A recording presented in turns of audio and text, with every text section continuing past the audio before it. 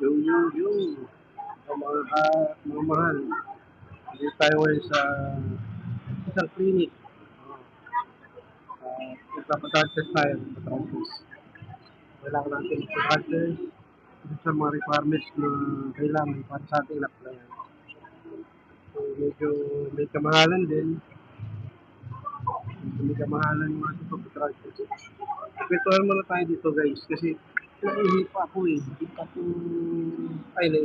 naiihip pala. Para makapaglagay ng so,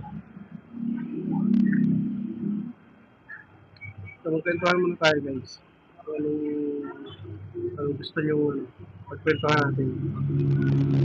Shoutout dyan sa mga, shoutout ka pala sa mga taga Team Buham. Kailan ba kayo titiro? Sa mga Team Buham, kailan ba kayo titiro dyan?